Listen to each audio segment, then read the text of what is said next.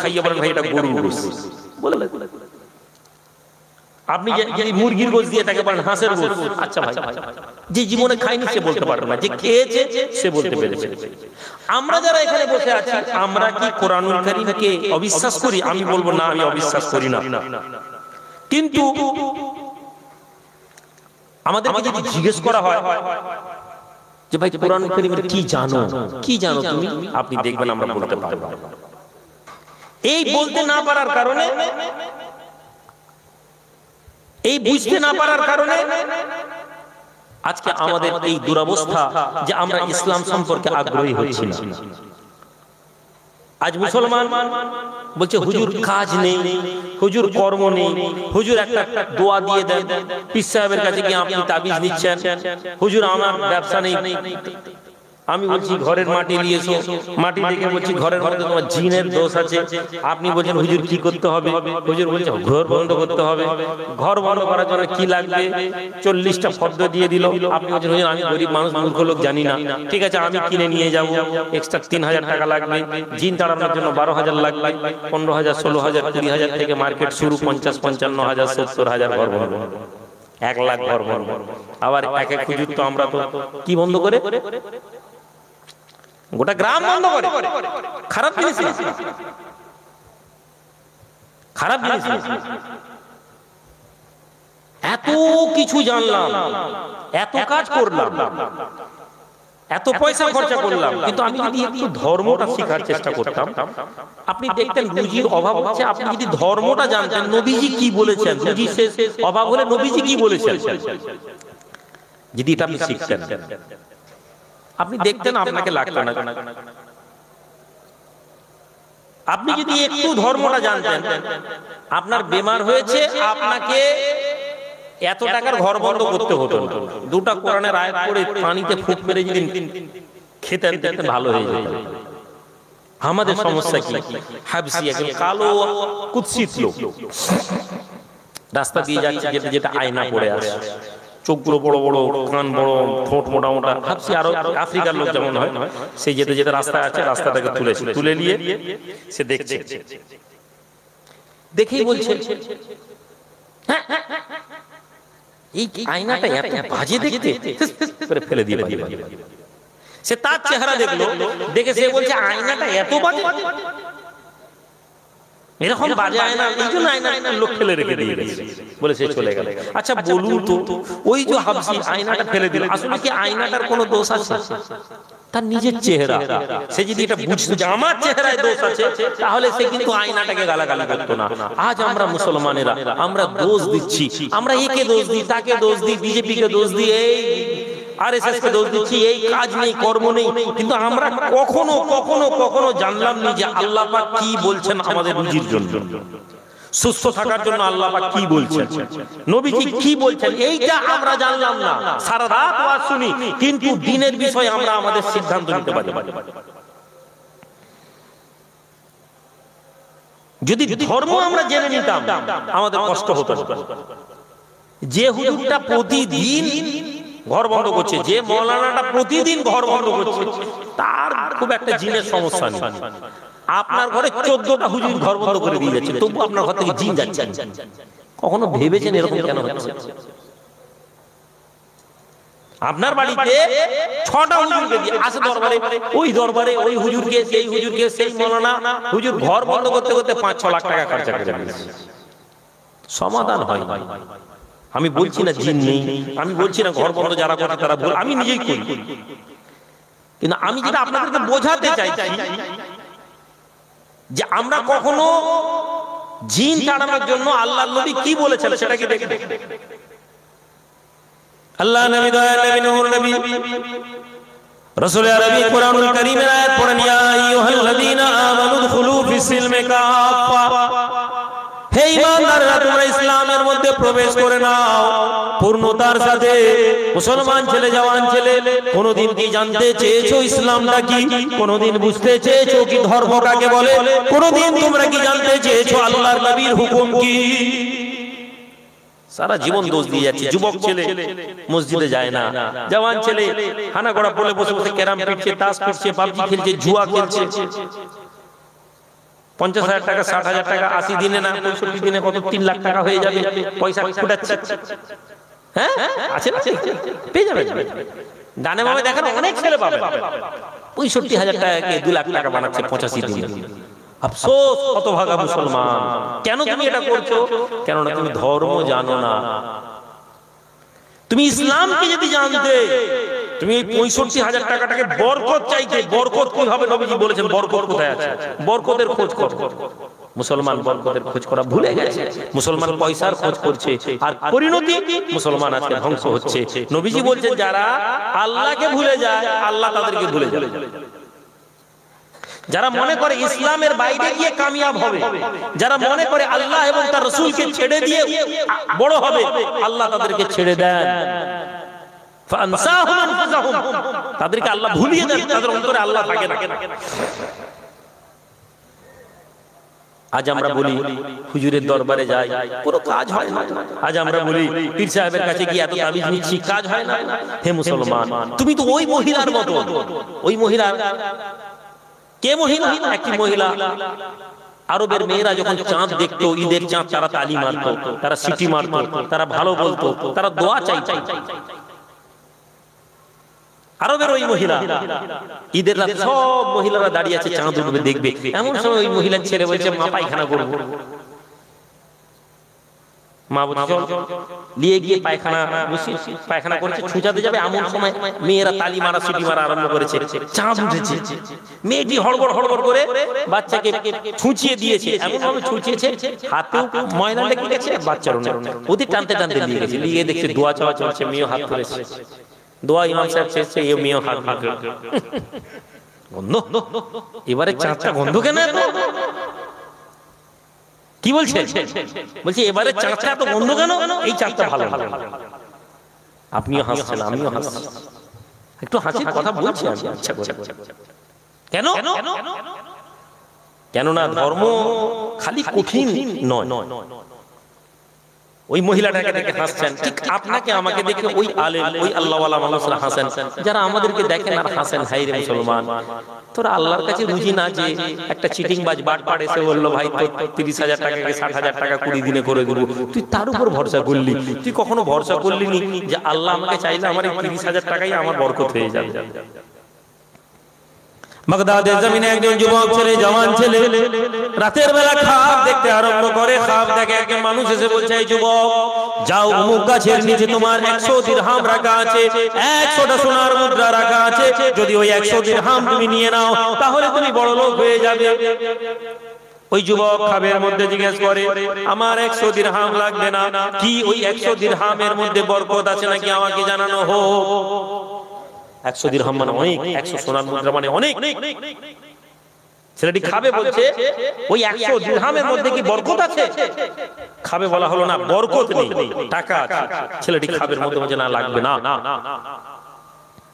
আবার কিছুদিন মধ্যে সে বসে আছে, শুয়ে আছে, আবার খাবের মধ্যে তাকে বলা হচ্ছে, এই যুবক অমুক গাছের নিচে 1000 দিরহাম আছে, গিয়ে নিয়ে নাও, ওই টাকা দিলে তোমার অবস্থার পরিবর্তন হয়ে যাবে। সে বলতে লাগলো, নেব বটে, কিন্তু ওতে কি বরকত আছে? বলা হলো না, বরকত নেই। কিছুদিন পর আবার খাব দেখছে, তাকে জিজ্ঞেস করা হলো, সে খাবে দেখছে যে অমুক গাছের কাছে একটা সীসা পড়ে আছে। মাছি যে বড়শিতে যে সীসা দেয় না, যাতে এটা পড়ে থাকে নিচের দিকে, আটাটা যাতে নিচের দিকে যা ভারী, সীসা যাকে বলা হয়। জিজ্ঞেস করা হলো এতে কি? সে বলতে লাগলো, এতে কি বরকত আছে? বলা হলো হ্যাঁ, বরকত আছে। ছেলেটা ঘুম থেকে উঠলো, তার আগে তার স্ত্রীকে বলতো, জানো এরকম খাব দেখেছি, তার স্ত্রী যাও যাও দিয়ে এসো। না না না, বরকত। আরে তুমি যাও, 100 দিরহাম অনেক। হঠাৎ যদি আপনাকে কেউ আমাকে বলে ভাই 10 লাখ টাকা দিব, আমি তো অবাক হয়ে যাবো। 10 লাখ টাকা? আমি তো জীবনে 10 লাখ টাকা আমি বললাম দেখি, আপনাদের বিশ্বাস হবে, এটাই সত্যি। আপনারা অনেকে দেখেন, কিন্তু কালকে আপনাকে যদি দেয় আপনি হ্যাঁ বলবেন, আমি হ্যাঁ বলবো, নাউজুবিল্লাহ, আল্লাহ হেফাজত করুন ওরকম টাকা যাতে বরকত নেই। আমিন বলুন। সবার জন্য দোয়া চাই, বরকতহীন পয়সা আমাদের লাগবে না। প্রতাপপুর দরবার শরীফের উসুলের উপর চলুন, কত লোক কত কথা বলে। বরকতের পিছনে ছুটছে। ওই যুবকের বিবি পরের বার 1000 যাও ঝগড়া ঝাঁটি যুবকগুলো না নেব না। তৃতীয় দিন যখন ওই কথা বলছে, ওর বিবি বলছে যাও তুমি যাও, সিসার একটা সিসার ইয়ে নিয়ে বলছে, এত টাকা পয়সা নেই, যাও ছেলেটি গিয়ে নিয়ে চলে এলো। বউ হাসছে, এর আগে দুটো খাপ সত্য ছিল। ছেলেটি বললো দেখো আমি খাপ দেখেছি, ভোরের খাপ যখন নিশ্চয়ই এটা সত্য খাপ। এমন সময় সকালবেলা মাঝি জেলে একজন লোক দরজা ঠক করছে, তার পাশে প্রতিবেশী খুললো, কি ব্যাপার ভাই? আমি আপনার কাছে এসেছি, আমার জাল ফেলতে যাব, জালের সীসা হারিয়ে গেছে, আপনার যদি সীসাটা দেন, আমি যদি আপনার বাড়িতে একটু থাকে দেন না, তাহলে আমি আপনাকে একটা মাছ দিই। সকালবেলা সীসা পেয়েছে, পরে আগের দিন সীসাটা দিয়ে দিল ওই লোকটাকে, লোকটা ওর চলে গেল, মাছ ধরলো, মাছ সকালবেলা ফেলছে একটা বড় মাছ দিচ্ছে, ওই জেলের কাছে সবচেয়ে বড় মাছটাও দিচ্ছে। তখন এই লোক বলছে ভাই এরকম করবেন না, একটা আপনি একটা সামান্য এইটুকু সীসা দিয়েছি, আপনি এত বড় মাছ দিচ্ছেন, না না আপনি একটা ছোট মাছ আমাকে দেন যদি আপনি। ওই মাঝিটি বলতে, ওই জেলেটি বলতে লাগলো ভাই আমি যখন সীসা নিই আমি সঙ্গে সঙ্গে আল্লাহর দরবারে নিয়ত করেছিলাম যে হে আল্লাহ প্রথম মাছ যেটা ধরবো এই লোকটাকে দিব, আর বিশ্বাস করুন প্রথম মাছের এতেই এই মাছটা এসেছে, সুতরাং আমি আল্লাহর দরবারে নিয়ত করেছি আমি আপনাকে এই মাছটাই দিব। ইয়া আইয়ুহাল্লাযীনা আমানুত্তাকুল্লাহ, হে ঈমানদার তোমরা আল্লাহকে ভয় করো। হে ময়নার যুবকেরা জওয়ানেরা, আমি যদি ওই জায়গায় থাকতাম, তুমি যদি ওই জায়গায় থাকতে, না না এত বড় মাছ দেব না, সামান্য একটা সীসা দিয়েছে, এইটুকু সীসার বিনিময়ে এত বড় মাছ আমার পক্ষে দেওয়া সম্ভব নয়, একটা ছোট মতন মাছ দিয়ে দিয়ে। কত ছেলে আছে নিয়ত করে হুজুর ব্যবসাটা হলে এই করব সেই করব, ব্যবসা যখন হয়ে যায় এতগুলো টাকা। আমি একজন লোককে চিনি, আমাদের মধ্যে টুকটাক মানুষ হজে পাঠায়,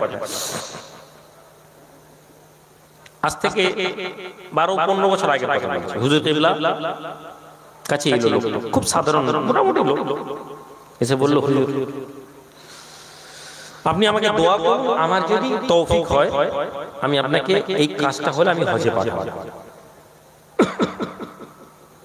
হুজুর কিবলা বলল আচ্ছা বাবা ঠিক আছে, মানুষই তো আমাদেরকে দেয়, এটাও রাগ, পয়সা নিয়ে যদি ঘরে ঝেঁপে রেখে দিতাম কোনো অসুবিধা নেই, 3 তলা পাকা বাড়ি তুললে আপনি আমার উপরে রাগ করবেন না, কিন্তু প্রতি বছর হজে গেলে আপনি বললেন হুজুররা হজে যাচ্ছে প্রতি বছর, আপনি আল্লাহর ঘরে যাওয়াটা আপনি সহ্য করতে পারছেন, আপনি কখনো ভেবেছেন আপনার মন কি আছে না নেই? ভাই একদল লোক আরে ভাই আল্লাহর ঘরে যাচ্ছে তো, তুমি সেটা সহ্য করতে পারছো না, আর তুই বলছো আমি পাক্কা ঈমানদার।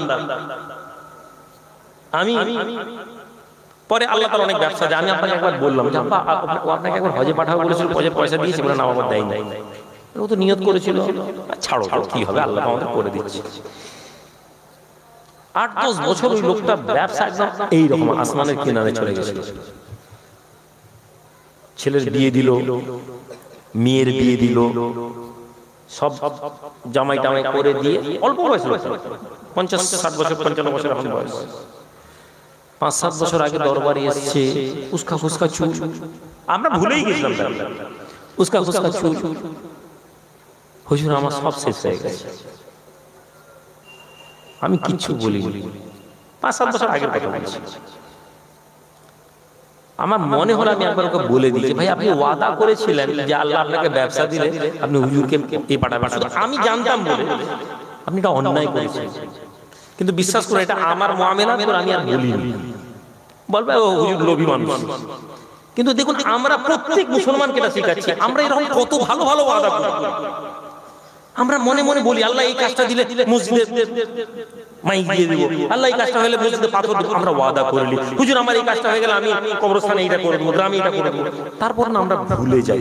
কেন না তখন যখন আমার 5 লাখ টাকা এসে গেছে, তারপরে 1 লাখ টাকা যখন বার করতে হয় না আমাদেরকে কুণ্ঠা হয়, 1 লাখ টাকা আচ্ছা পরে দিব, আচ্ছা দিব, আল্লাহ মওকা দেন, দেখবেন আপনি ওয়াদা করেছেন আর ওয়াদা পূরণ করেননি, পরের বছরে গরিব হয়েছেন, এমন আল্লাহ ওয়াকানা বিল মুমিনিনা রহিমা, সুবহানাল্লাহ বলুন, তিনি মুমিনদের প্রতি বড় দয়াময়, বান্দাকে ওয়াক্ত দেন, সময় দেন, আর এই সময় আপনি আরো অন্যায় করতে থাকেন। গরিব ছিলেন, আল্লাহ পাকের দরবারে চেয়েছিলেন, শর্ত সাপেক্ষে আপনাকে আল্লাহ পাক দিয়েছেন, কিন্তু তারপরেও আপনি সেই জিনিসগুলোকে ভুলে গেছেন। ভুলে আপনি কি করেছেন? একটা সময় আসার পর আপনাকে ধরা হবে। তাহলে ওয়াজি এখানে যারা বসেছি আপনাদের যদি কখনো কোনো ওয়াদা করেন, এই ওয়াদা খেলাফ করবেন না।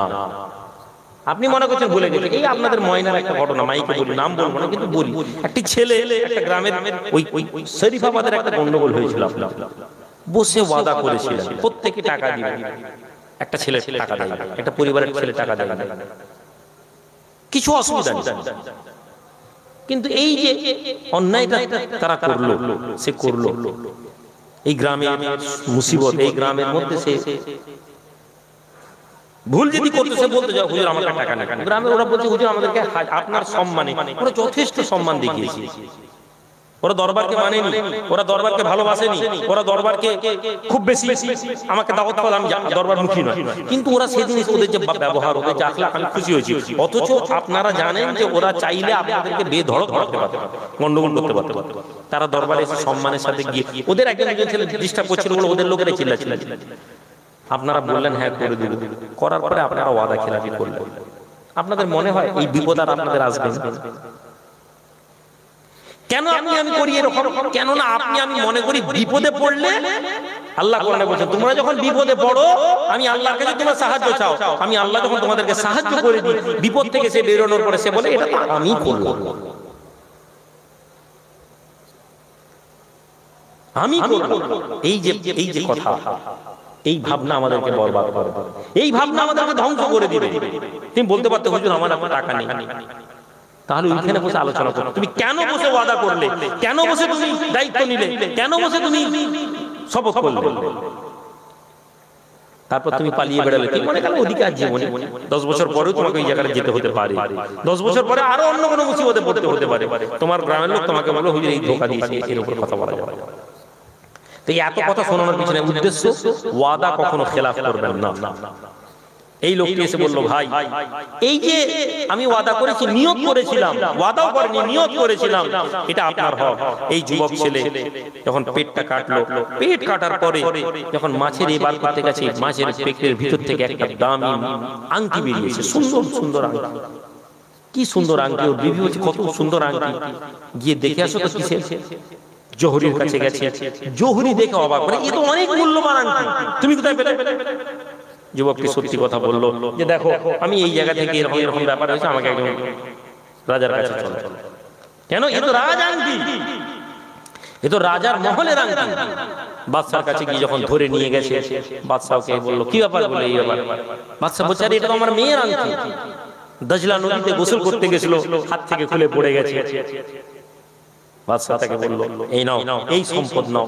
তাকে কি করলো, অনেক মূল্য, মানে কল্পনার বাইরে টাকা দিল, 10,000 20,000 দিরহাম। যুবককে টাকাটা নিল, নিয়ে রাস্তায় যেতে যেতে তারা ওই মাঝির ঘরে, ওই যে জেলে, তার বাড়িতে গিয়ে আওয়াজ দিল। জেলে বেরিয়েছে, কি ব্যাপার ভাই?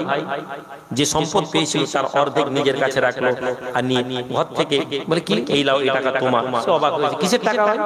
আল্লাহর বান্দা যুবক ছেলে, জওয়ান ছেলে বলতে লাগে হে ভাই জেলে শুনে নাও, যখন তুমি আমাকে মাছ দিয়ে বলেছিলে, এমন সময় এই মাছটার পেট থেকে যখন এই আংটি বেরিয়েছিল, আমি বাজারে বিক্রি করতে গিয়েছিলাম, আমি মনে করেছিলাম 10 দিরহাম 20 দিরহাম পাবো, 10 টাকা 20 টাকা পাবো, কিন্তু আমি নিয়ত করেছিলাম যে এই টাকা পাবো এর অর্ধেকটা তোমাকে দেব, কেননা তোমার মাধ্যম থেকে এই মাছ আমি পেয়েছি। 10টা সোনার মুদ্রা, 20টা সোনার মুদ্রা, ভাবেই নিজে জানেই তার দাম কত। তা আমি ভেবেছিলাম যে টাকা পাবো 10-20 দিরহামের যা পাবো তার অর্ধেক আমি তোমাকে দিব, কিন্তু যখন আমি এর মূল্য জানতে পারলাম এটা রাজার শাহী আংটি, এই আংটির মূল্য এই 10,000 দিরহাম, তখন আমার মন আমাকে একটু ধোঁকা দেওয়ার চেষ্টা করেছিল, কিন্তু আমি বললাম যে না, আল্লাহর দরবারে যা নিয়ত করে নিয়েছি, এই নিয়তের পরিবর্তে যেটা তোমার পাওনা সেটাই দিব। এই 5,000 দিরহাম আমার কাছে রাখলাম, এই 5,000 দিরহাম তোমাকে দিলাম। এখানেই শেষ নয়, বরকতের পিছনে ছুটতে বলছি, এখানেই শেষ নয়। হলো 100 দিরহাম খাপ দেখেছিল, 1000 দিরহাম খাপ দেখলো, 5,000 পেয়ে গেল, খুশি না? আল্লাহ যখন বান্দা তোমাকে দিবেন তখন হবে। ওই যুবক আর ওই জেলেটা আরো ভালো বন্ধু হয়ে গেল। তারা বলল দেখো এক কাজ করি, আমরা এই যে টাকা, এত টাকা আমরা নষ্ট করব না, এসো আমরা এই টাকা দিয়ে তেজারত শুরু করে দিই, ব্যবসা শুরু করে দিই, দুজনেই খুশি। ওই টাকা নিয়ে তারা কিছু টাকা তাদের সংসারে খরচ করলো, ঘর বাড়ি বানালো, আর কিছু টাকা ব্যবসায় দিল।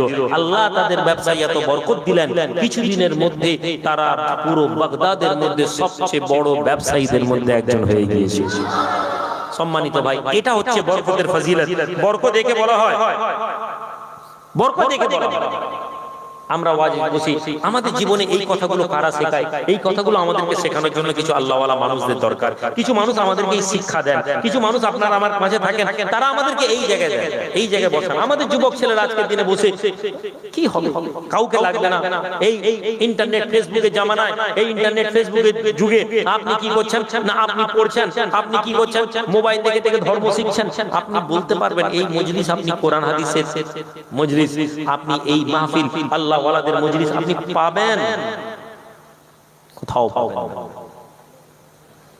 আপনার জীবনে একজন আল্লাহ ওয়ালা মানুষের সোহবত থাকা দরকার, যিনি আপনাকে এই কথাগুলো শেখাবেন। আজকের দিনে যুবক ছেলেদের অবস্থা, যারা পীর মানতে চায় না, পীর মানলেও তারা মানার মতন মানে না। আমাদের এখানে অনেক আছে, আপনারা বলবেন আমরা পীর সাহেব মানি, কিন্তু পীর সাহেব মানি এই শব্দের মধ্যে পীর সাহেব মানা নেই। আমরা সিলসিলা করি, সিলসিলা করি, এই কথা বলার মধ্যে সিলসিলা নেই। বরং আমরা যারা বলি পীর সাহেব মানি, কেমন পীর মানতে হবে? আমরা আহলে তাসাউফের লোক। আহলে তাসাউফ কারা? আহলে তাসাউফ ওই ব্যক্তি যারা আল্লাহ ওয়ালা মানুষদের সোহবত থেকে হাসিল করবে। কোন মানুষ এরকম নয় যে তারা বলল আমি সব শিখে যাব, সে শিখে গেল, সে 4টা বাংলা বই পড়ে নিল, সে শিখে গেল। সেই হয়তো কিছু কথা বলতে পারবে, কিন্তু সে প্রশ্ন করতে পারবে। বসে আছেন একজন বাদশা, তার একজন বিড়ালকে ট্রেনিং দিতে বলল। বাদশা তার একটা বিড়ালকে সে ট্রেনিং দিল। কি ট্রেনিং? সে বিড়ালের মাথায় প্রদীপ রেখে দিল, প্রদীপ রেখে দিয়ে বিড়ালটা চুপ করে বাদশার কাছে বসতো। প্রদীপ আছে, বাদশা ওই প্রদীপে পড়তো, ভালো লাগতো। বিড়ালের মাথায় জ্যান্ত বিড়াল মাথায়। কিছুদিন পরে 2 বছর ধরে বিড়াল এই প্র্যাকটিস করলো। কিছুদিন পরে বাদশা 2 বছর পরে যখন মন্ত্রী বলে, জানো মন্ত্রী, এই বিড়ালটা খুবই সুন্দর। কেন? এর মাথায় একটা প্রদীপ রেখে দাও, প্রদীপ রেখে দিলে এই হিলবে না, বসে থাকবে, পড়বে। মন্ত্রী বলছে, মহারাজ একে কে ট্রেনিং দিয়েছে? বলে না, কেউ ট্রেনিং দেয়নি, ও নিজে নিজেই করে। মন্ত্রী বলল, জি জি ঠিক আছে। বাদশা লোক। তারপরে একদিন বাদশার মুড যখন ভালো আছে, বলে, মহারাজ এই বিড়ালটাকে একটু পরীক্ষা করলে হয় না? আপনার নিজে নিজে যে প্রদীপ মাথায় নিয়ে বসে থাকে। করো। ঠিক ঠিক ঠিক। বাদশা বসে আছে, বিড়ালের মাথায় দিয়ে দেওয়া হয়েছে, কথা বলছে।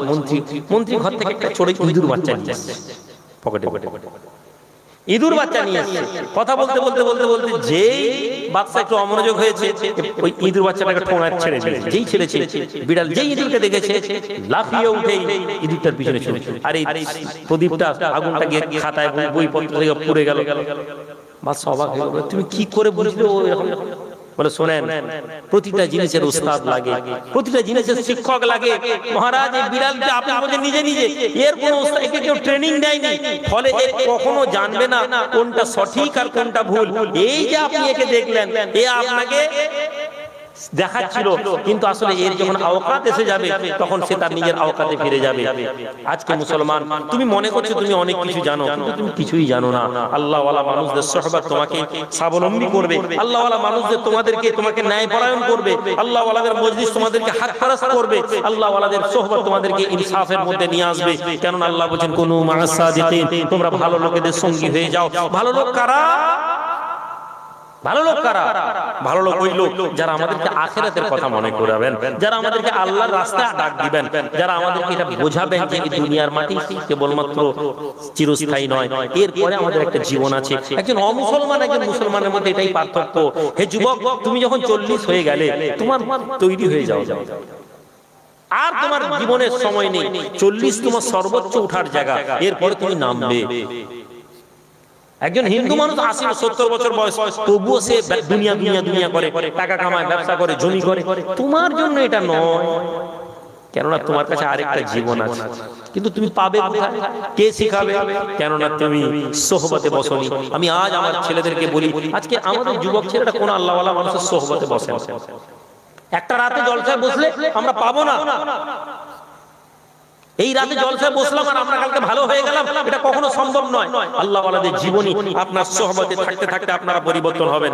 আপনি বসে আছেন, একজন শেখ পড়াচ্ছেন, খেতে পাননি, 3 দিন তিনি অভুক্ত, তার চেহারার মধ্যে এখানে শুকিয়ে গেছে। ছাত্ররা এসছে, ছাত্ররা বলছে নিজেদের মধ্যে, দেখ হুজুরের চেহারা দেখে বোঝা যাচ্ছে হুজুর 3 দিন কয়েকদিন খাননি। কি করব? ছাত্ররা বলছে চলো আমরা কিছু পয়সা নিয়ে হুজুরের জন্য খানা কিনে নিয়ে আসি। নিজেরা পয়সা নিয়ে গিয়ে গরম গরম রুটি, গোশত, ভুনা খাবার নিয়ে এসছে। হুজুর বসে আছে, হুজুর আপনার জন্য খানা নিয়ে আসছে। আল্লাহর বান্দা, আল্লাহর নেক মানুষ পড়াতে পড়াতে ছেলেদের সামনে দাঁড়িয়ে আছেন। ছেলেরা বলতে লাগলো, হুজুর আপনার জন্য কিছু খানা এনেছি, এই খানাটা আমরা হাদিয়া হিসেবে পেশ করছি আপনার জন্য। হুজুর আপনাকে আমরা হাদিয়া দিচ্ছি, এই হাদিয়া আপনি না বলবেন না। কেননা ছাত্রগুলো মাদ্রাসার ছেলে ছিল, মাদ্রাসার ছেলেরা হাদিয়া দিয়ে বলে দিল, হুজুর আল্লাহর নবী আল্লাহ রাসূল বলেছেন, আল হাদিয়া লা ইয়ারুদ্দু।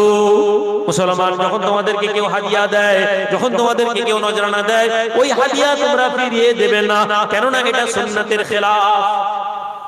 নবীজি হাদিস। চালাক ছেলে, মাদ্রাসার ছেলে জানে তো হুজুর নিতে চাইবে না, তখন তারা দলিল দিল যাতে হুজুর কাটতে না পারে।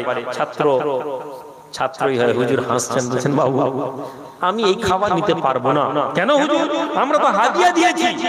হুজুর বলছেন যে দেখো, তোমরা যখন আমার ক্লাসের মধ্যে বসে কোনো কানাঘুষো করছিলে, আমি বুঝতে পারছিলাম আমার শরীরের ক্ষুধার্ত অবস্থা দেখে তোমরা এই অবস্থায় পৌঁছেছো।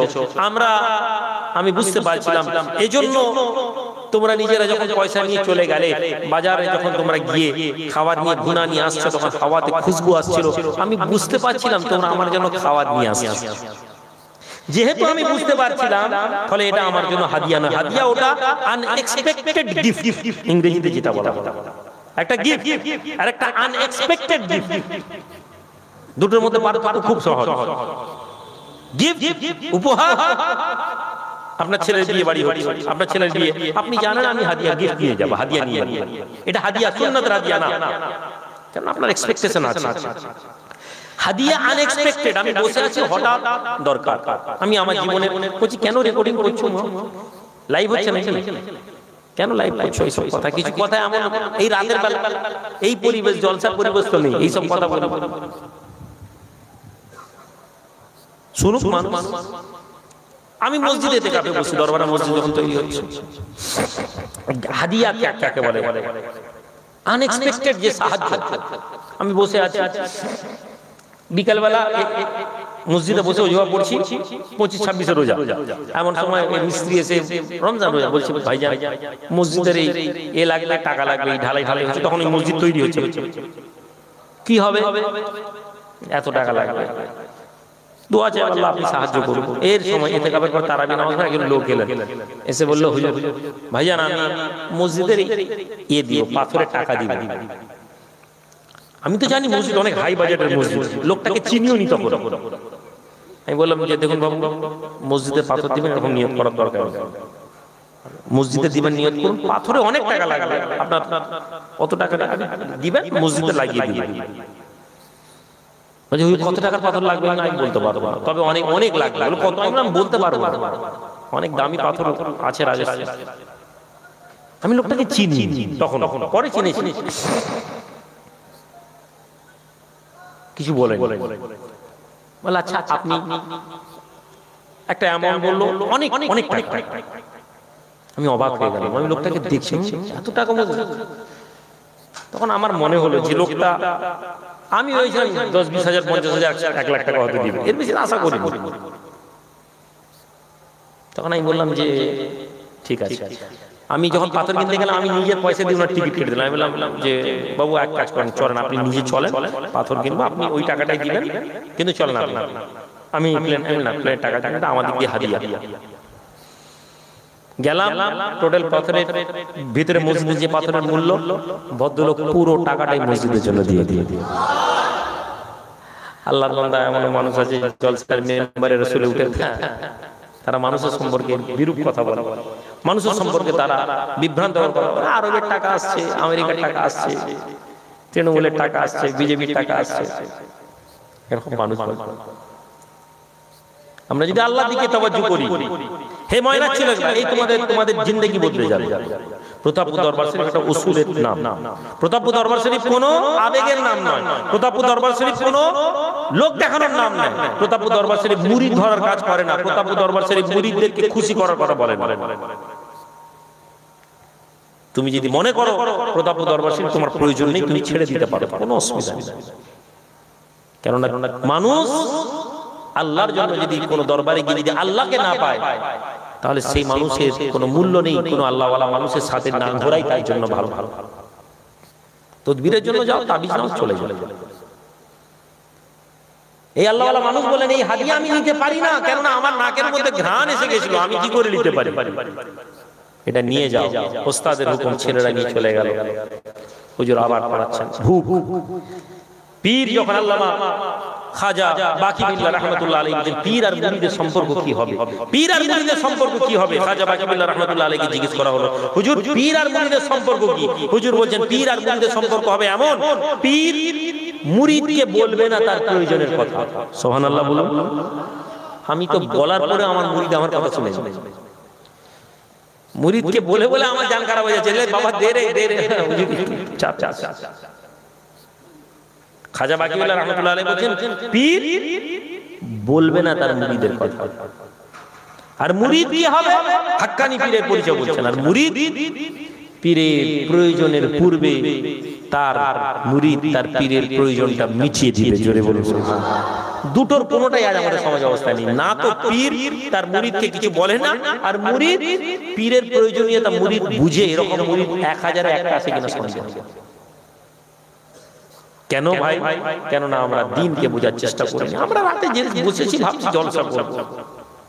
আমি তো ঠিকই করে নিয়েছিলাম, আজ বলি আজকে বলে 1 ঘন্টা ওয়াজ করে সুবহানাল্লাহ কিছু বললাম, কিন্তু শুনেন, এই আল্লাহওয়ালা মানুষদেরকে শিখুন।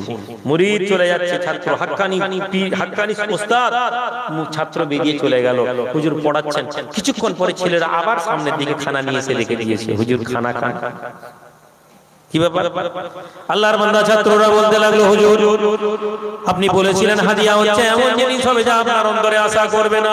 হুজুর আমরা খাবারগুলো নিয়ে বেরিয়ে গিয়ে চলে গিয়েছিলাম, আপনি কি ভেবেছিলেন আমরা খাবার আনবো? হুজুর বলেন, না আমি ভাবিনি।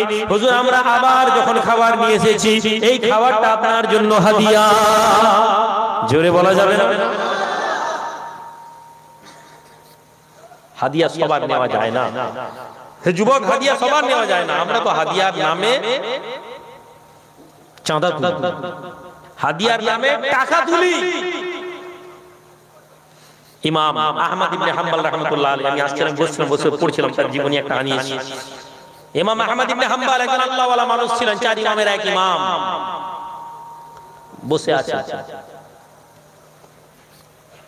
আবু আব্দুল্লাহ ইমাম আহমদ ইবনে হাম্বল রাহমাতুল্লাহ আলাইহি 4000 দিরহাম দেনা হয়ে গেছে। মাঝে মাঝে আমি দেনা যখন আমাকে ভাবায়, কখন আব্বা আমাকে চিল্লাল, তুমি এত টাকা দেনা করে ফেলেছো, এত টাকা দেনা।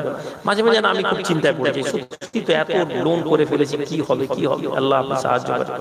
তারপর যখন এরকম বই না পড়ি না আল্লাহওয়ালাদের, তখন আমার মনে হয় যে সবারই লোন ছিল, তাহলে আমিও ভুল রাস্তায় নেই। এটা আমার মনের মধ্যে সান্ত্বনা আছে। আলহামদুলিল্লাহ, বাস আল্লাহ যেন মওতের আগে আমার ঋণকে শোধ করিয়ে দিন, বলুন আল্লাহুম্মা আমিন।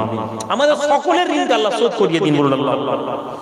ইমাম আহমদ ইবনে হাম্বলের 4000 দিরহাম লোন হয়েছে। এমন সময় একজন লোক জানতে পেরেছে লোকটা খুব বদমাশ, জীবনে ভালো কাজ করেনি, জীবনে নেকের কাজ করেনি, শয়তান টাইপের লোক। সে শুনলো যে আহমদ ইবনে হাম্বলের 4000 দিরহাম এবং ঘরে খুব অভাব।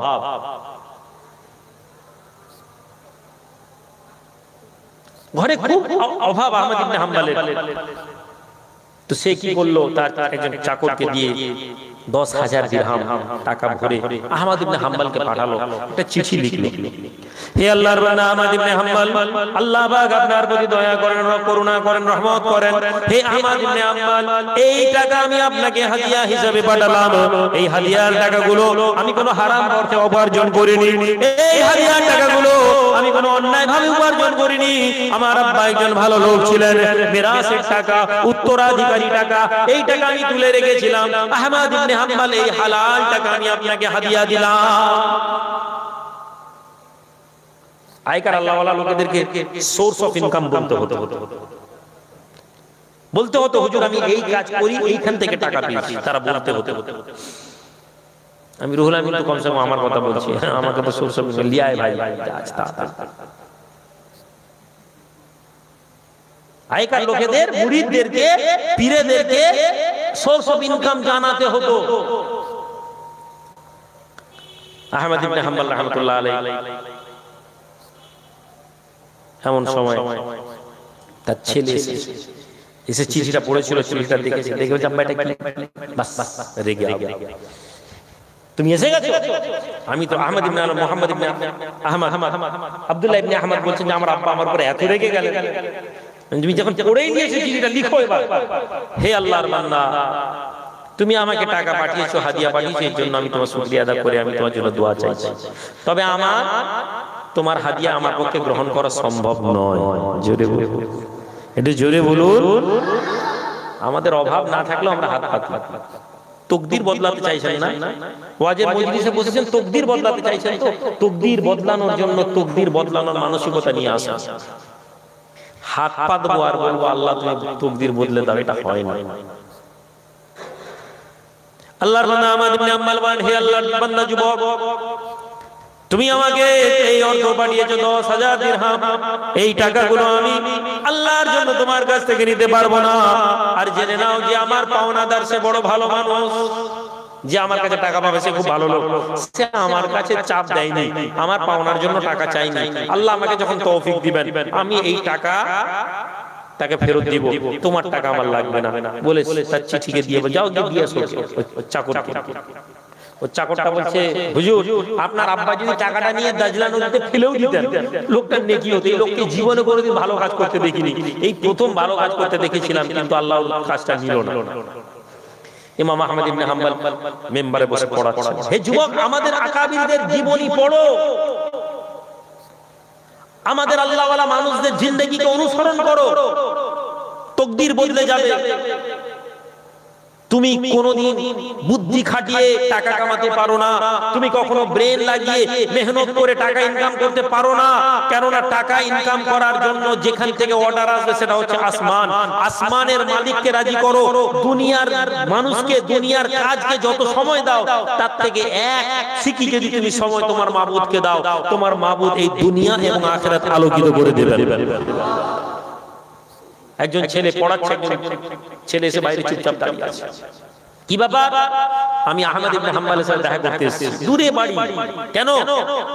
যে আমি যখন ব্যবসা শুরু করেছিলাম আমি নিয়ত করেছিলাম এই প্রথমবার মালে যে প্রফিট হবে, যে লাভ হবে, এই লাভের টাকাটা আমি আহমদ ইবনে হাম্বলকে হাদিয়া করব। আমি নিয়ত করে এসেছিলাম। আহমদ ইবনে হাম্বল রাহমাতুল্লাহ আলাইহি একজন সাকরাত বলছে, দাঁড়াও, ওইভাবে যেও না, ভয় পেয়ে হাজার হাজার দিরহামের টাকা নিয়ে বাইরে দাঁড়িয়ে থাকে।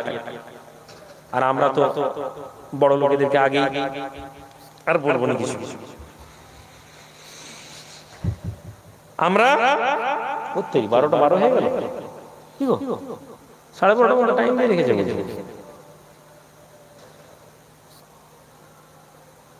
কালেকশন হবে নাকি? আচ্ছা বসো বসো, দেখে নিন। আপনাদের কষ্ট হচ্ছে নাকি? দুরূদ আল্লাহুম্মা সাল্লি আলা ওয়ালা আলি সাইয়্যিদিনা। আহমদ ইবনে হাম্বল রাহমাতুল্লাহ আলাইহি এর ওই ছাত্র গিয়ে হুজুরকে বলছে, হুজুর এই রকম ব্যাপার, একজন ছেলে এসেছে 10,000 দিরহাম নিয়ে বসে আছে, ও নিয়ত করেছিল আপনার কাছ থেকে টাকা, যে ব্যবসা থেকে যদি টাকা পায় ওই টাকা আপনাকে দিবে। ওই ছেলেটা এসেছে, ওকে কি বলবো হুজুর? হুজুর বলছেন যে শোনো, ওই ছেলেটাকে বলো, ওই ছেলেটাকে বলো ও যেন ফিরে চলে যায়, আমি ওর জন্য দোয়া চাইছি। ওই ছেলের টাকা আমি নিতে পারবো না। এটা হচ্ছে আমাদের আল্লাহওয়ালা মানুষদের জীবনী, এটা হচ্ছে আমাদের আল্লাহওয়ালা মানুষদের তাকওয়া, এটা হচ্ছে আমাদের আল্লাহওয়ালা মানুষদের আদর্শ। ইমামে আযম ইমাম আবু হানিফা রাহমাতুল্লাহ আলাইহি। আজ যুবক ছেলেরা আহলে হাদিস হয়ে যাচ্ছে, বলছে হয়ে যাও, আমার কোনো অসুবিধা নেই, কিন্তু শোনো, তুমি আহলে হাদিস হও আর তুমি তাবলীগ হও, বেরেলি হও, ফুরফুরা হও, আজানগাছি হও, তোমার জীবনে যদি তাকওয়া না থাকে, তোমার জীবনে যদি আল্লাহ ওয়ালাদের সোহবত না থাকে, তো তোমার জীবন কিছু নেই। যে ছেলে হানাফি মাযহাবকে অস্বীকার করে বসে, তার থেকে বড় বেওকুফ কে আছে? কে ছিলেন? ইমাম আবু হানিফা রাহমাতুল্লাহ আলাইহি। বসে আছেন ইমাম আযম ইমাম আবু হানিফা রাহমাতুল্লাহ। বাড়িতে একজন লোকের সাথে ঝগড়া হচ্ছে, একজন লোকের সাথে ঝগড়া হচ্ছে। ঝগড়া হতে হতে মিয়া বিবিতে ঝগড়া হতে হতে এমন ঝগড়া হয়েছে, মিয়া আবার রাগের মাথায় বলেছে, যদি ফজরের মধ্যে তুই আমার সাথে না কথা বলিস তাহলে তুই 3 তালাক। মেয়েটি চাইছিল তার স্বামী থেকে সে ছুটকারা পাবে। মেয়েটা মৌকা পেয়ে গেছে যে একে থেকে এমনিতে হারাম করতে থেকে পালাতে চাইছি, এই নিজেই সুযোগ করে দিয়েছে। চুপ, আর কোনো কথা বলেনি। 1-2 ঘন্টা পরে ছেলের মাথা খারাপ, যে এই কথা না বলে আমার বউ তালাক হয়ে যাবে। ছুট রাতের বেলা ঘরে গিয়ে এই আলেমকে জিজ্ঞেস করছে, ওই আলেম সব আলেম চুপ করছে, বাবু বলতে পারবো। যেতে যেতে ইমাম আবু হানিফাকে রাতের বেলা ঠক ঠক ঠক ঠক করে আওয়াজ আসছে। ইমাম আযম ইমাম আবু হানিফাকে সারা রাত আল্লাহর ইবাদত করতেন। জোরে বলুন, ইবাদত শুধু করতেন না, ইবাদত করতেন না, তার সাথে সাথে প্রতিবেশীর সম্পর্কে খেয়াল রাখতেন। ইমাম আযম ইমাম আবু হানিফার একটা আরেকটি ঘটনা আগে বলে দিই। রাতের বেলা ইমাম আবু হানিফার একটা প্রতিবেশী ছিল মুচি, জুতা সেলাই করতো, মুসলমান লোক। রাতের বেলা মদ খেয়ে ঘরের সামনে বসে ঘরে চিল্লে চিল্লে গান গাইতো। আজকের দিনে মাতাল্লা গান গায় এরকম নয়, 1300 বছর আগে 1200 বছর আগে একই কেস ছিল। ইমাম আযম ইমাম হানিফা কোনোদিন ওই লোকটাকে বিরক্ত করতেন। আমার বাড়ির সামনে যদি হতো, এই লোকটা এই কানে গলা থাপ্পড় থাপ্পড়, আমি রাতে তাহাজ্জুদে নামাজ পড়ছি আর এখানে গান গাচ্ছি। আমাদের মতন যারা লোক, আমরা যাদেরকে হুজুর মনে করি, আমরা যাদেরকে পীর সাহেব মনে করি, তাদের আদর্শ, তাদের কথাবার্তা, হ্যাঁ মানুষ কখনো কখনো রাগ এসে যায়, কিন্তু তাদের আখলাক আর হাক্কানি আল্লাহওয়ালা মানুষ, হাক্কানি পীর, হাক্কানি ইমামদের আদর্শ বলছি। আমি আসলে কোনোদিন ওই মুচির বাড়িতে কিছু বলতেন না, ওই কিছু বলতেন না। একদিন রাতের বেলা পড়ছেন, পড়তে পড়তে পড়তে পড়তে হঠাৎ তার মনে হলো, যে মুচিটা তো আজকে গান গাই না। সুবহানাল্লাহ, কত ছোট সূক্ষ্ম জিনিসের প্রতি খেয়াল, কত সূক্ষ্ম জিনিসের প্রতি নজর। তিনি বলছেন, আরে আজকে মুচিটা তো গান গাই না।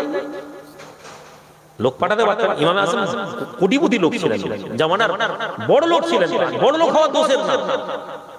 ইমামের আজমের এক একটা শিপমেন্ট চলতো, এক মাসে 13টা জাহাজ বাগদাদ থেকে বেরোতো গোটা পৃথিবীতে। জোরে বলুন সুবহানাল্লাহ, 13টা জাহাজ একটা লোকের বেরোচ্ছে, ব্যবসায়ী। আর আমাদের হুজুররা যদি ব্যবসা করে, আমরা বলছি হুজুররা ব্যবসা করবে।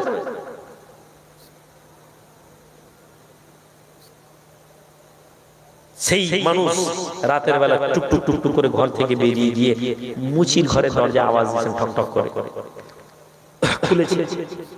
মুচির ঘরের লোক ভয় খেয়ে গেছে। ইমাম আযম আমাদের বাড়িতে, এমনি মুচি মানে ছোট জাত, নিচু জাত লোকেরা যেমন করে, ইসলামে নেই, কিন্তু সমাজের একটা সিস্টেম হয়ে এসেছিল তখন থেকে। হুজুর আপনি? হ্যাঁ আমি এসেছি। আচ্ছা তোমাদের বাড়িতে একটা লোক প্রতিদিন রাতের বেলা গান চিল্লে চিল্লে গান গাইতো, ওই লোকটা কোথায় নেই? লোকটা তখন বলছে, হুজুর বেয়াদবি, ও আর চিল্লাবে না, ও আর বিরক্ত করবে না। কেন, কি হয়েছে? হুজুর এই লোকটি এত বিরক্ত করতো, মদ খায়, আমরা অতিষ্ঠ হয়ে পুলিশকে খবর দিয়েছি, পুলিশ রাতের বেলা এসে তুলে নিয়ে চলে গেছে। ভালো কাজ না খারাপ কাজ? এই বলুন, ভালো কাজ না খারাপ কাজ? মদখোরকে টেনে পুলিশ নিয়ে চলে গেছে, ভালো না খারাপ? ইসলামী দেশ, ভালো কাজ। আমরা এটাই শিখেছি। চার ইমামের এক ইমাম ইমাম আবু হানিফা রাহমাতুল্লাহ আলাইহি রাতের বেলা বাগদাদের শহরে তার বাড়ি থেকে হাঁটতে হাঁটতে হাঁটতে হাঁটতে এক কোস দূরের মধ্যে জেলের মধ্যে গিয়ে পৌঁছে গিয়েছেন। দরজার সামনে জেলারকে আওয়াজ দেন, জেলারের নাম ধরে ডাক দেন। এমন সময় জেলার ঘর খবর যায়,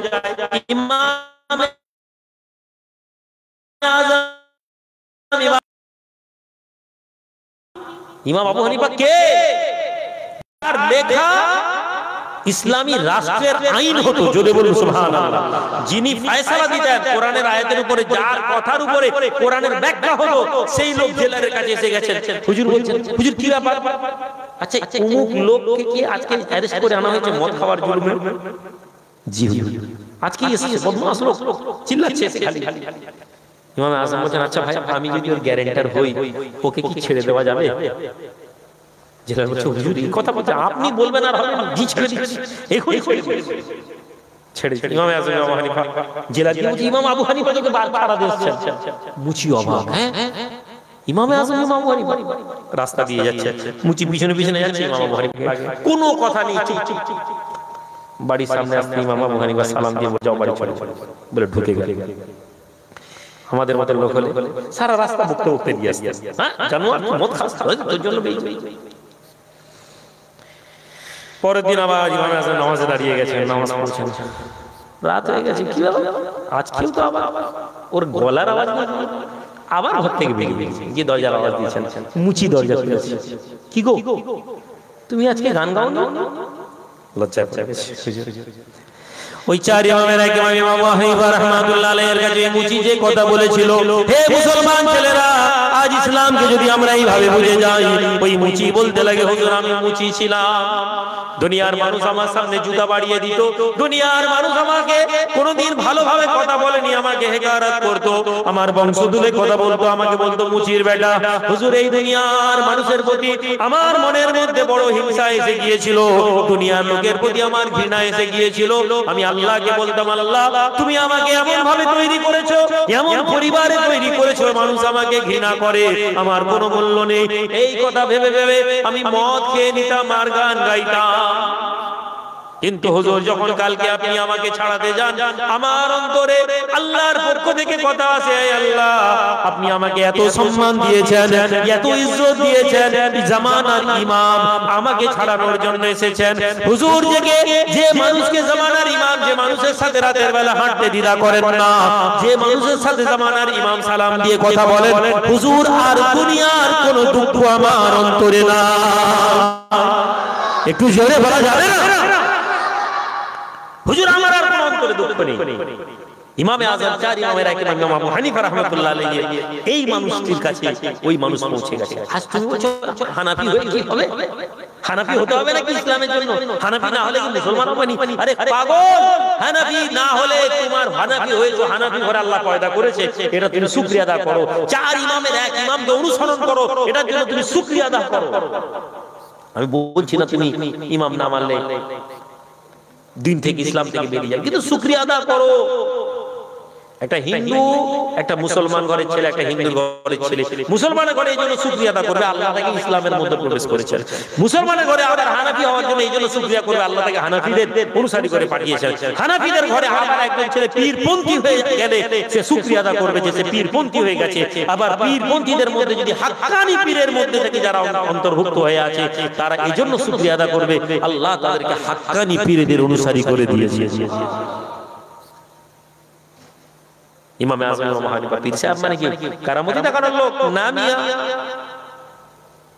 ইমামে আযমের বাড়িতে গিয়ে ঠোকা মারছে, হুজুর কি ব্যাপার, কি ব্যাপার?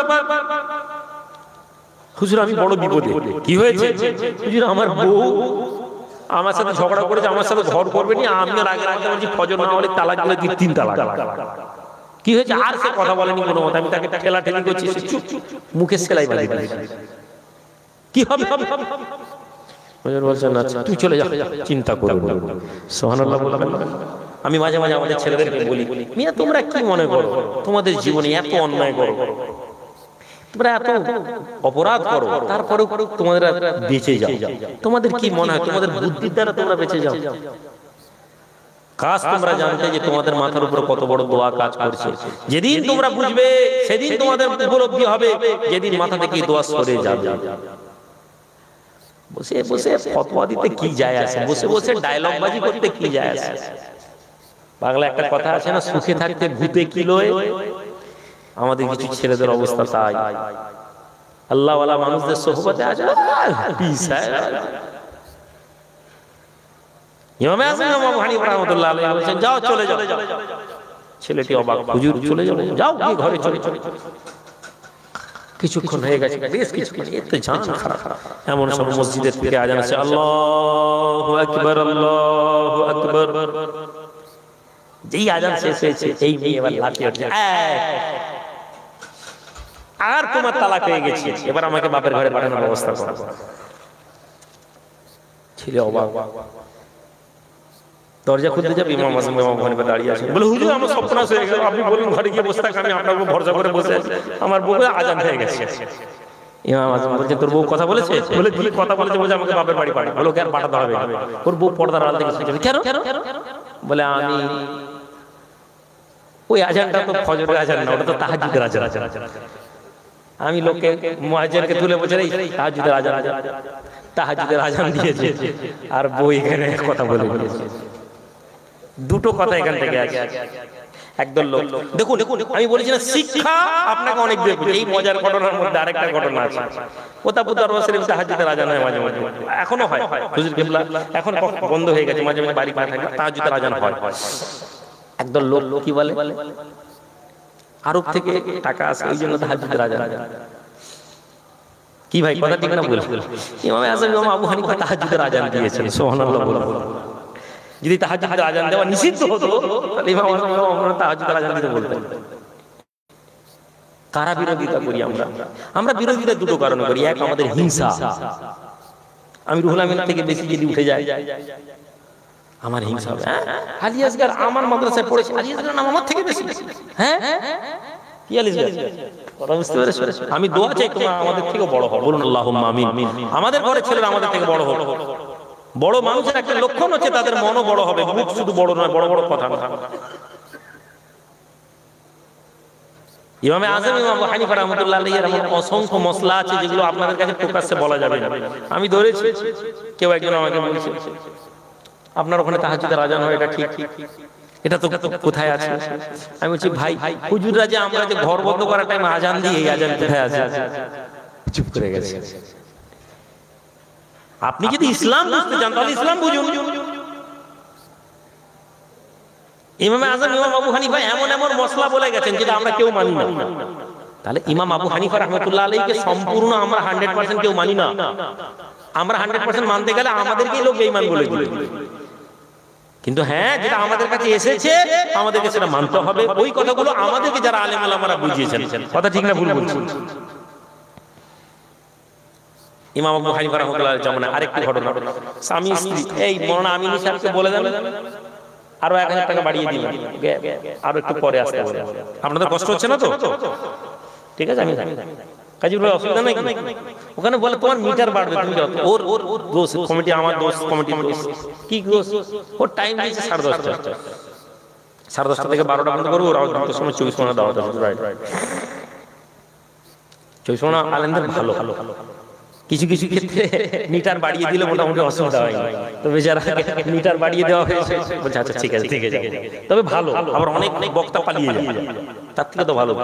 আমরা আমাদের এই মরণের জন্য দোয়া চাই, বলুন আল্লাহুম্মা আমিন। এবং ভালো বক্তা, আপনারা ওয়াজ শুনবেন, বুঝতে পারবেন, ভালো ভালো ওয়াজ। ঘরের মধ্যে ঝগড়া হচ্ছে, স্বামী স্ত্রী ঝগড়া করছে, স্বামী স্ত্রী ঝগড়ার মধ্যে থেকে ঝগড়া হচ্ছে স্বামী স্ত্রী। স্বামী বলছে তুই যদি আমার সাথে রাতের বেলা না কথা বলিস, তুই যদি আমার সাথে প্রথমে না কথা বলিস, তুই 3 তালাক। বউ বলছে আমি তোমার সাথে কথা বলবো না। না না, স্বামী বলছে আল্লাহর কসম আমি তোমার সাথে কথা বলবো। স্ত্রী বলছে আল্লাহর কসম আমিও তোমার সাথে কথা বলবো। দুজনেই কসম খেয়ে দিয়ে এবার চুপ করে বসে আছে। স্বামী ছটফট করছে, বউ ছাড়া আমরা চলতে পারবো? এই ছেলেরা, বউ ছাড়া চলতে পারবো? ময়না ছেড়ে চলতে পারবে? আমি তো চলতে পারবো না ভাই। ময়না ছেলেরা খুব সত্য কথা স্বীকার করতে কোনো অসুবিধা নেই। আমার স্ত্রী ছাড়া আমি 1 পা চলতে পারবো। আমার সংসারের দায়িত্ব আমি কিছুই জানি। সকালে ঘুম থেকে ওঠার পর আমার জামা দেওয়া থেকে আরম্ভ করে রাতের বেলা গিয়ে জলসা থেকে নেমে পড়ে কথাবার্তা, সব ছেলে মেয়েদের পড়াশোনা সবকিছু আমার ফ্যামিলি করে। আমি খুব বেশি আমার শ্বশুর বাড়িতে যেতে পারিনি, আমার স্ত্রীকে পাঠাতে পারিনি। মাঝে মাঝে কিছু লোক মজা লাগে, ভাই শ্বশুর বাড়ি যাইনি, অনেক কিছু ঝগড়া ফগড়া আসে না। পাগল, বউকে ছেড়ে দিলে বেশি দিন আমার এখানে অন্ধকার হয়ে যাবে। আর এই কথা স্বীকার করতে পারলে তুমি বড় পুরুষ। আল্লাহ বিবিদেরকে আমাদের চাদর করেছেন, জোরে বলুন সুবহানাল্লাহ। আমরা আমাদের স্ত্রীদের চাদর, আমার স্ত্রীকে আমার হেফাজত করার দায়িত্ব, আর আমার স্ত্রীর দায়িত্ব প্রত্যেক স্ত্রীর দায়িত্ব তার স্বামীর হেফাজত করা। আমি আমার স্ত্রীকে বলি রাগ করার যাই করো, বাপের বাড়ি বেশি পাঠাতে পারবো না। আর এর মধ্যে কোনো দোষ নেই, কোনো আয়েব নেই, কিন্তু জুলুম করা যাবে না। তো এ স্বামী তো পাগলা হয়ে গেছে, বউ কথা বলেনি, রান্না বাড়া কিছু নেই, এবার গিয়ে বলছে হুজুর একজন আলেমের কাছে গেছে, হুজুর আমার বউকে এরকম করেছি, আমি যদি এখন কথা বলি আমার বউকে কি কাফারা দিতে হবে আমাকে? কাফারা? একজন আলেম বলছেন হ্যাঁ কাফারা দিতে হবে, ওয়াদা ভাঙলে তো কাফারা দিতে হবে। ইমামে আজম ইমাম আবু হানিফার কাছে গেছে, ইমাম আবু হানিফা শুনলো, শোনার পর ইমাম আবু হানিফা বলছে কোনো অসুবিধা নেই, তুমি তোর বউয়ের সাথে কথা বলো, কাফারাও দিতে হবে। সুবহানাল্লাহ বলবেন না? এই জোরে সুবহানাল্লাহ বলবেন না? চার ইমামের এক ইমাম ইমামে আজম ইমাম আবু হানিফা রাহমাতুল্লাহ আলাইহি হুজুরের কথা শুনে ওই পুরুষ মানুষ বাড়িতে যাওয়ার আগে আবার ওই আলেমের কাছে পৌঁছে যায়।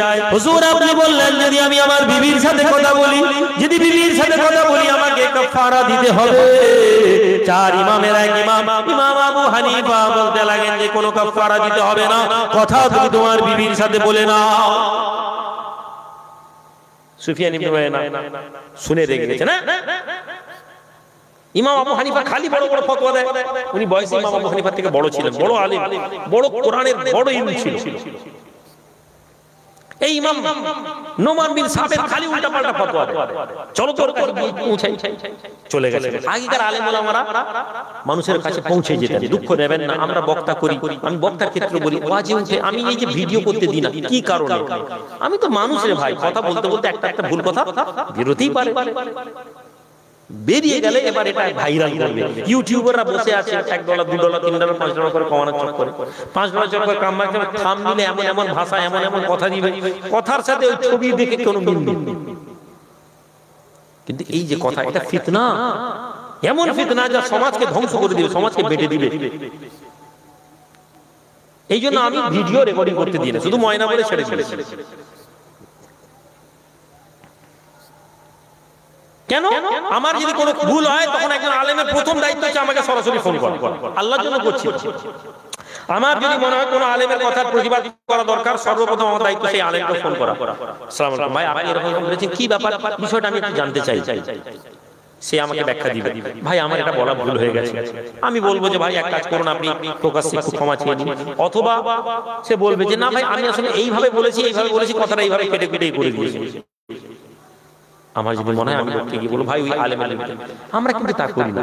আমাকে চিনুক না চিনুক, এই মিজানুর রহমান আজহারি এই কে করেছে, এই অমুক এই বক্তা এই ভুল বলেছে, আমাকে 30টা লোক চিনে নি, আমি মিজানুর রহমান আজহারির বিরুদ্ধে বলছি, আল্লামা দিলওয়ার হোসেন সাঈদীর বিরুদ্ধে বলছি, ডাক্তার জাকির নায়েকের বিরুদ্ধে বলছি।